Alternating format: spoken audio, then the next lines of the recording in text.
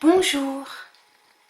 Aujourd'hui, nous présentons le mystère de Marie enfant, la naissance de Marie. Un mystère tendre, un mystère orienté vers le Christ, un mystère encore peu connu. Nous allons présenter l'origine de la fête du 8 septembre, la transmission des textes liturgiques depuis l'Orient jusqu'à l'Occident, depuis Saint Grégoire le Grand vers l'an 600 jusqu'à Paul VI à notre époque dans le missel contemporain. Nous allons présenter le miracle de Milan, Maria Bambina, et nous dirons un mot de Thérèse de Lisieux qui a fait ses premiers vœux un 8 septembre. Commençons. La fête a donc ses origines en Orient, à Jérusalem. Vers le 5e siècle, vous savez que le 5e siècle est l'époque du concile d'Éphèse, où, en défendant la nature du Christ, on a proclamé Marie, mère de Dieu. Et à partir de là, le culte marial a pris son essor. Et c'est à cette époque qu'a été construit un sanctuaire sur le lieu où la tradition situait la maison natale de Marie. Donc la maison de Sainte Anne et Joachim, qui, selon l'apocryphe, le pseudo-évangile de Jacques, sont les parents de Marie. Cette maison est située tout près du temple de Jérusalem, au lieu dit de la piscine de la probatique, là où Jésus a guéri un paralytique. Donc les Byzantins y firent un sanctuaire. Beaucoup plus tard, les croisés firent aussi un sanctuaire. La fête est passée en Occident et nous en avons des traces. Dans la prière du sacramentaire du pape Gélase. Le pape Gélase a été pape de l'an 492 à l'an 496. C'est pas très long. C'était un pape d'origine berbère, on dirait algérienne aujourd'hui. Et nous lisons dans son sacramentaire la collecte. Que nous aide, Seigneur, nous t'en prions, l'intercession glorieuse de Sainte Marie, dont nous rappelons le jour de l'heureuse naissance. Voyez comme c'est ancien, voyez comme c'est simple, voyez comme c'est un jour de joie.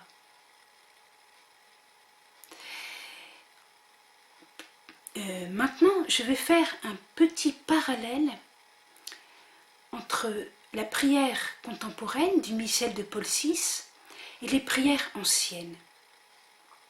Je commence avec une prière byzantine. Le tropère du 8 septembre.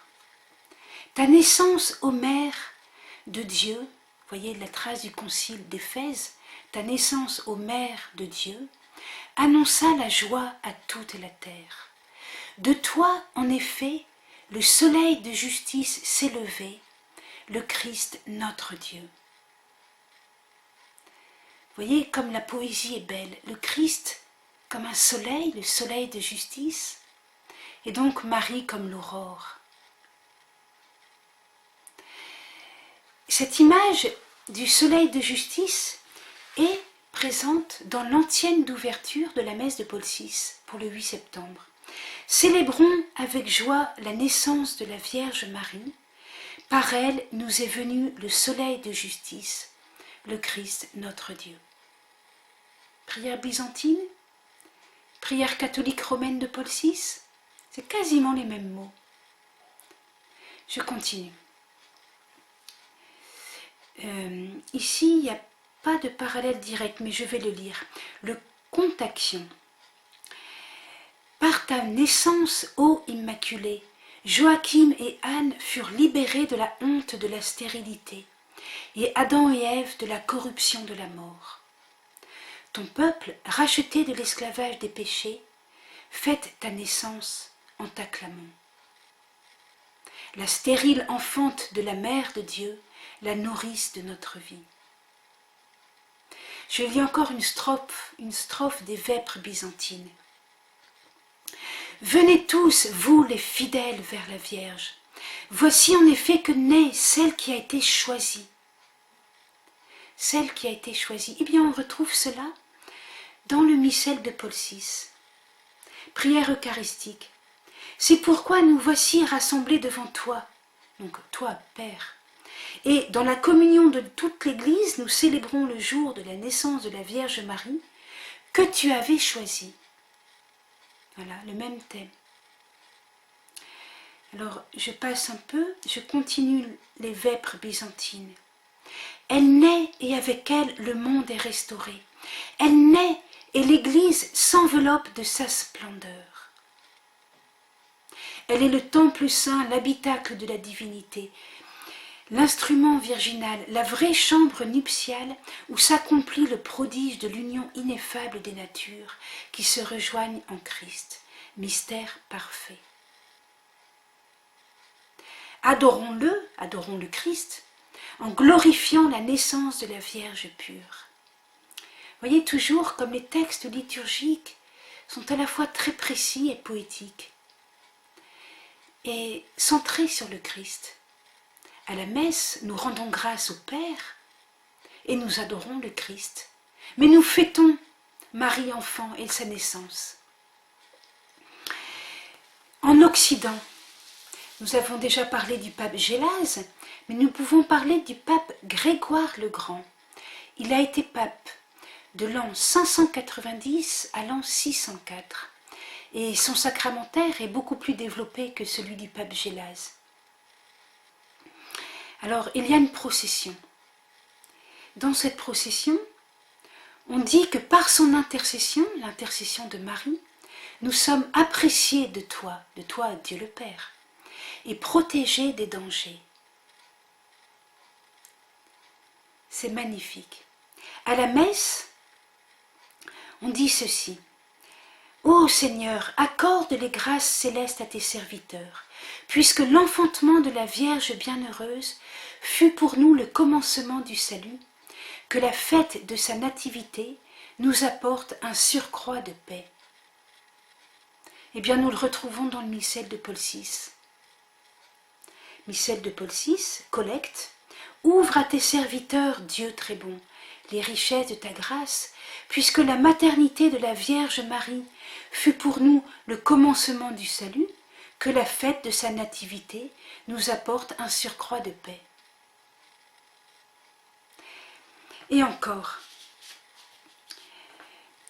je reviens au pape Grégoire le Grand, donc à la fin du VIe siècle.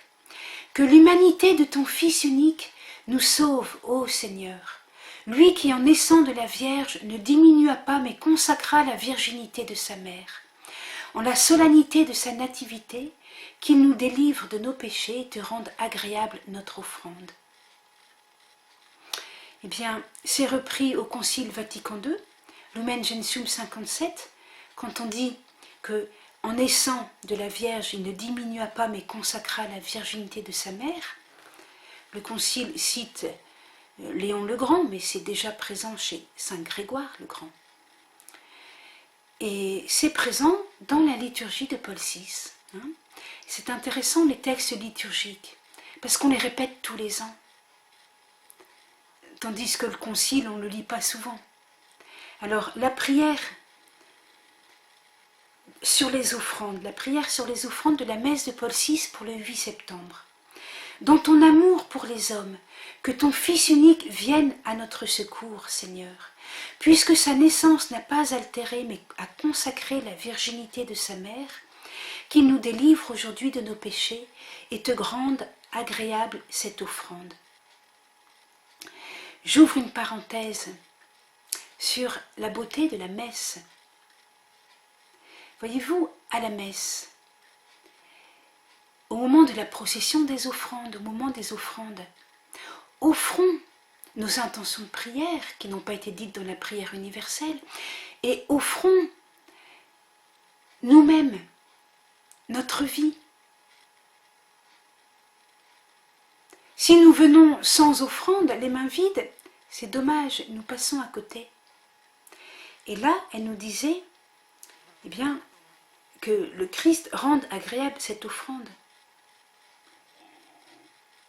C'est profond, c'est beau. Tandis qu'au moment de la communion, c'est le moment de remercier.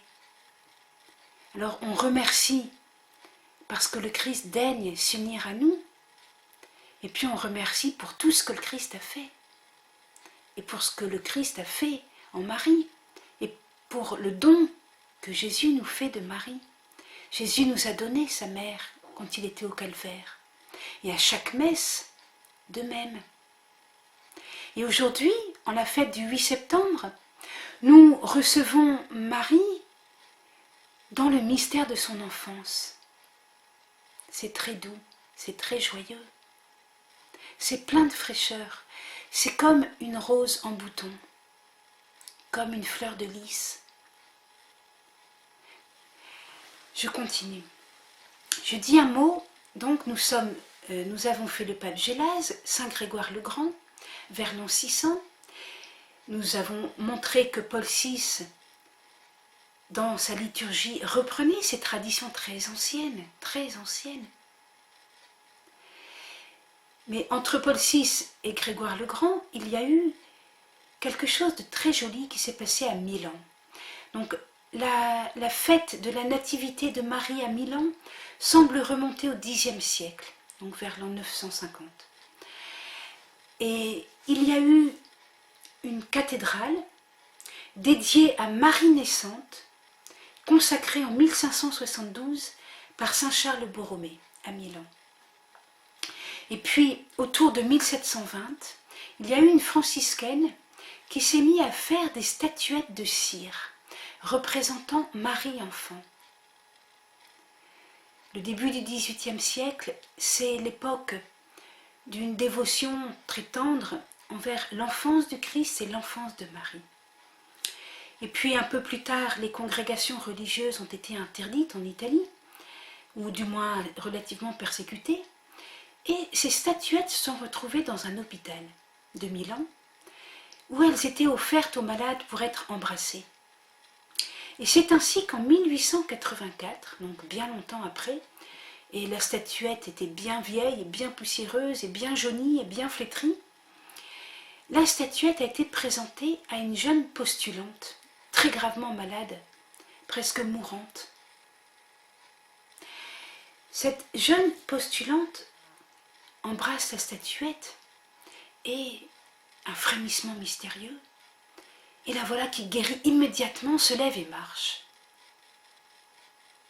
Un an plus tard, la même statuette, qui était jaunie et vieillotte, devient toute fraîche, comme si elle était le décalque d'une petite fille vivante, et tellement touchante et à regarder, tellement qu'on l'a vénérée. Et cette statuette est toujours vénérée à Milan. Et le pape Jean-Paul II, en 1985, a fait un détour pour vénérer ce miracle d'une statuette redevenue fraîche et d'une jeune postulante qui avait eu une guérison. Il y a de cela bien longtemps, 1884, c'est déjà il y a longtemps. Et à l'occasion de cette visite, il a dit « Il y a un chapitre dans la spiritualité mariale qui semble spécialement ouvert à votre contemplation. » dit-il à la congrégation des sœurs qu'on appelle maintenant sœurs de Maria Bambina, c'est-à-dire les sœurs de Marie enfant, Marie petit enfant. Et bien justement, ce mystère, c'est Marie petit enfant, un mystère peu connu. Je pense que vous avez un grand devoir à approfondir ce mystère. Alors c'est ici que j'ouvre, en tant que Française, une perspective avec Sainte Thérèse de Lisieux, connue dans le monde entier comme patronne des missions. On sait bien qu'elle est entrée au Carmel à 15 ans. Je désire le rappeler avant de dire sa dévotion pour Marie enfant, afin que nous ne tombions pas dans quelque chose de mièvre, de douceâtre. Thérèse de Lisieux n'était pas un petit bébé retardé.